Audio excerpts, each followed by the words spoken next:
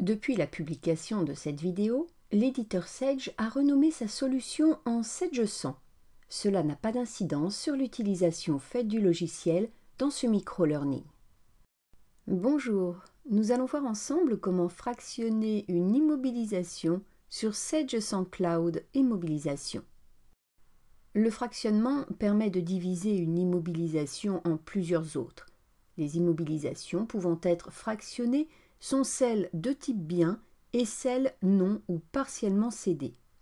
Le fractionnement d'une immobilisation entraîne la création de nouvelles fiches immobilisation et la modification de la fiche existante.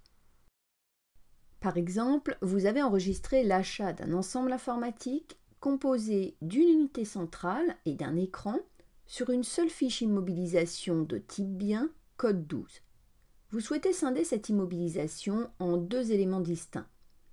Pour cela, par le menu Traitement, Fractionnement d'une immobilisation, vous devez sélectionner cette immobilisation. Dans la zone Nombre total, vous allez renseigner le nombre d'immobilisations que vous souhaitez obtenir à la fin du traitement, à savoir 2 dans notre exemple. Attention, l'immobilisation d'origine est comprise dans ce nombre. Dans la zone Numéroter à partir de, vous pouvez indiquer le prochain numéro d'immobilisation à créer. Dans le cas où vous laissez la zone à blanc, Sage continuera l'incrémentation de la ou des nouvelles immobilisations créées après le dernier numéro existant. Concernant la répartition de la valeur, elle peut être manuelle. Dans ce cas, l'application n'effectue aucune répartition de valeur. Le traitement doit être effectué manuellement. La répartition de la valeur peut être sinon proportionnelle. Dans ce cas, l'application répartira les valeurs à l'identique sur chacune des immobilisations.